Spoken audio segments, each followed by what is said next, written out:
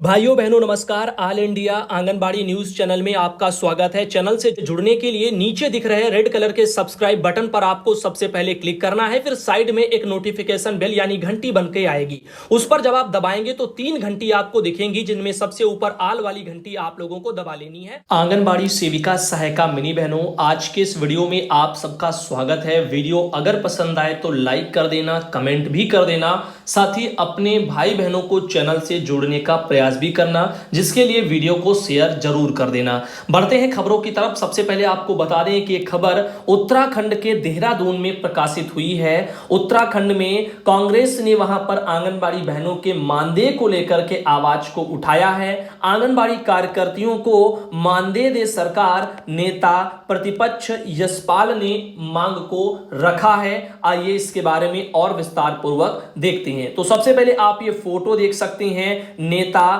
प्रतिपक्ष यशपाल आर्य ने कहा है कि प्रदेश में आंगनबाड़ी कार्यकर्ता व सहायिका मानदेय का भुगतान नहीं होने से परेशान हैं, तो जल्द से जल्द बहनें जो सरकार बहनों का मानदेय का भुगतान करे। इस संबंध में आगे उन्होंने कहा है कि जो है कोरोना काल में उल्लेखनीय सेवाएं देने वाली आंगनबाड़ी कार्यकर्तियों को 6 महीने से मानदेय का भुगतान उत्तराखंड में नहीं किया गया है। उन्होंने सरकार से आंगनबाड़ी कार्यकर्तियों के मानदेय के साथ ही आंगनबाड़ी केंद्रों के भवनों का जो किराया है उसका भी भुगतान करने की मांग को सरकार से किया है, यानी उनके सामने रखा है। अब सरकार इस पर फैसला लेगी और उम्मीद है जल्द से जल्द उत्तराखंड सरकार बहनों के समस्त मानदेय के भुगतान और साथ ही साथ भवन केंद्र का जो किराया है उसका भी भुगतान जल्द से जल्द करेगी। नेता प्रतिपक्ष यशपाल आर्य ने कहा कि प्रदेश भर में आंगनबाड़ी कार्यकर्ता और सहायिका मानदेय का भुगतान नहीं होने से परेशान हैं। अधिकतर जिले में आंगनबाड़ी केंद्रों के भवनों का किराया भी नहीं गया है।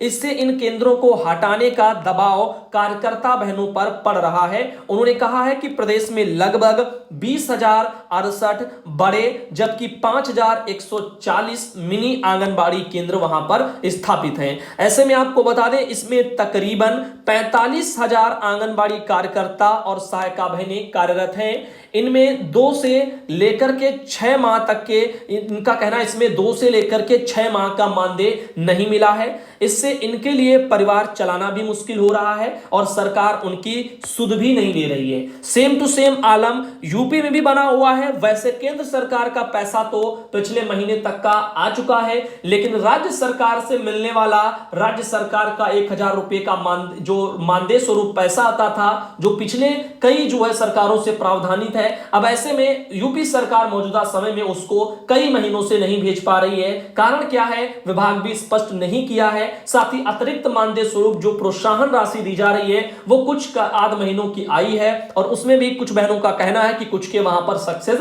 नहीं हुई है। तो चाहे उत्तराखंड हो, चाहे आपका ये यूपी हो, चाहे अन्य कोई राज्य ले लो, हर जगह जो मानदेय के भुगतान है वो वर्कर बहनों के समय पर विभाग सरकार करे, इसका बंदोबस्त उनको कर लेना चाहिए। उन्होंने कहा है कि कोरोना काल में आंगनबाड़ी कार्यकर्ता और सहायिकाओं ने जान की परवाह किए बगैर गांव-गांव जाकर के व्यक्तियों की सहायता की है और निष्ठापूर्वक कार्य भी उन्होंने किए हैं, जिसका प्रतिफल उन्हें मानदेय से वंचित करके सरकारें दे रही हैं। कांग्रेस ने इन कार्यकर्तियों को जिले तक जो है आजादी पर होने वाले खर्च का भुगतान करने की यहां पर बात आवाजाही, तो जिले तक जो आती जाती हैं बहनें, तमाम मीटिंग्स वगैरह होती हैं तरह तरह से, तो इन सब का जो किराया का भुगतान है इसका भी सरकार बंदोबस्त करे और इसका भी सरकार भुगतान करे, ऐसी भी वहां पर मांग को उठाया गया है। वहीं पर आगे चलते हैं। सावित्री बहन आती हैं फतेहपुर से और उत्तर प्रदेश के फतेहपुर में जिला कार्यक्रम जो अधिकारी हैं डीपीओ महोदय, 15 जून का इनका एक सरकारी आदेश हम तक आया है। राजीव सिंह जी हैं डीपीओ फतेहपुर के, और इस आदेश में समस्त बाल विकास परियोजना अधिकारियों को फतेहपुर में बोला गया है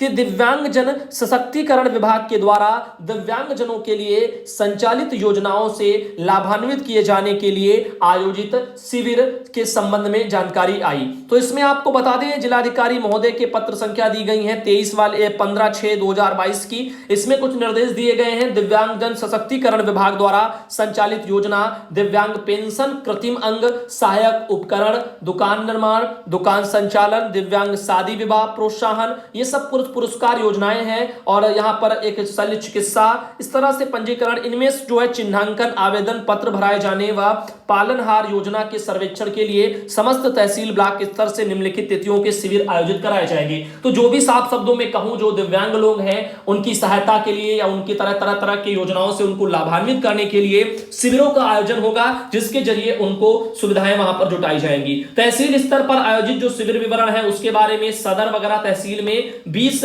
यहां पर जुलाई 2022 जो तिथि रखी गई है 11 बजे से शाम 4 बजे तक, और जो आपका बिंदकी है वो 22 जुलाई रखी गई है 11 बजे से शाम 4 बजे, और खागा वगैरह में 27 जुलाई रखी गई है 11 बजे से शाम 4 बजे। वहीं पर आप देख रहे हैं ब्लॉक स्तर पर आयोजित जो शिविर का विवरण है वो यहां पर जून की भी कुछ तारीखें यहां पर नजर आ रही हैं, जिनमें आप देख रहे हैं जो है एराया वगैरह जो ब्लॉक होगा उसमें 20 जून लिखा है प्रातः 11 बजे से 4 बजे, सभी जो है समय एक ही है 11 बजे से 4 बजे।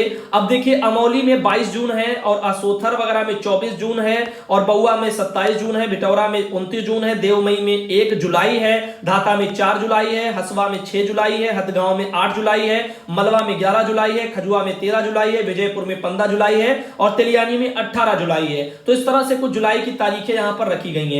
वहीं पर आगे इसमें लिखा है आपको निर्देशित किया जाता है कि उक्त तिथियों में आयोजित शिविरों में दिव्यांगजनों को लाभान्वित करने के लिए अपने स्तर से समस्त आंगनबाड़ी बहनों को निर्देशित करें कि वह अपने परिक्षेत्र के अंतर्गत रहने वाले दिव्यांगजनों को उक्त शिविरों में उपस्थित होने के लिए सूचित करना सुनिश्चित करें। तो ये कुछ तारीखें हैं, ऊपर जिला स्तर की जो है उनमें जुलाई लिखा है, 7वां महीना पड़ा है, और इनमें जून और जुलाई दोनों की ब्लॉक लेवल पर है।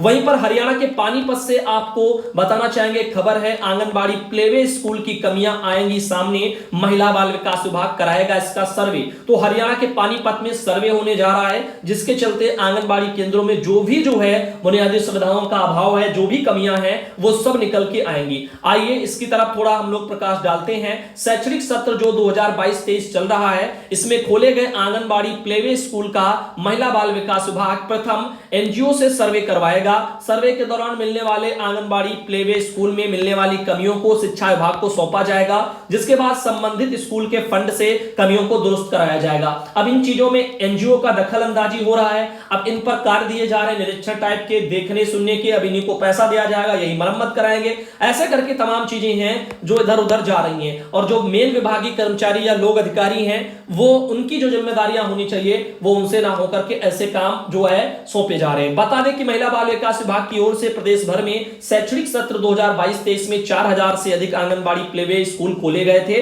जिनमें शैक्षणिक विधियां जो गतिविधियां यानी शुरू हो चुकी हैं। जिला कुरुक्षेत्र में 377 हैं प्लेवे स्कूल स्थापित हो चुके हैं। अब विभाग आंगनबाड़ी प्लेवे स्कूलों का प्रथम एनजीओ से सर्वे करवाएगा।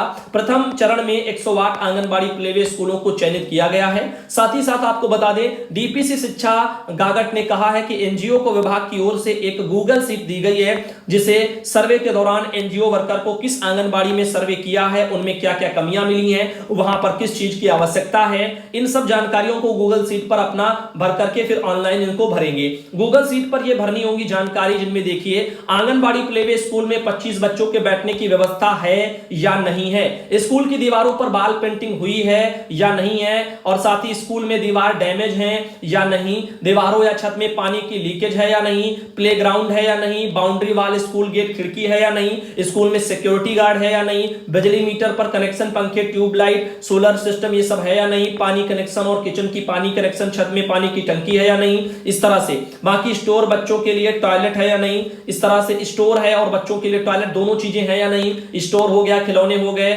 और इनसाइड हो गया, आउट वगैरह हो गया, इनमें झूले हैं या नहीं। विभाग की ओर से जिले में 370 प्लेवे स्कूल में ये सब जो है प्रथम चरण में 108 जो सेंटर है उनमें इस तरह से निरीक्षण टाइप का कराया जाएगा, और उसके बाद में जो भी कमियां मिलेंगी उनको सुधारा जाएगा। वही बिहार के पटना से खबर आ रही है, यहां पर सासाराम में डीएम ने लिपिक को सस्पेंड किया है। आंगनबाड़ी सेविका चयन को लेकर के वहां पर उन्होंने गड़बड़ी की थी, जो कि सामने आ चुकी है, इसीलिए अब एक ये खबर काफी चर्चाओं में बनी हुई है। आपको बता दें कि जिले के विभिन्न सीडीपीओ कार्यालय आंगनबाड़ी सेविका चयन से लेकर के राशि विमुक्त करने तक में भारी लापरवाही सामने आई है। उच्चाधिकारियों के निर्देश के बावजूद जो है नजारत का प्रभाव यहां पर नहीं सौंपने पर सीडीपीओ कार्यपालक संझौली के लिपिक अमरनाथ ओझा को डीएम धर्मेंद्र कुमार ने तत्काल प्रभाव से निलंबित कर दिया। उन पर प्रभारी नहीं देने के अलावा भ्रष्टाचार का भी आरोप है।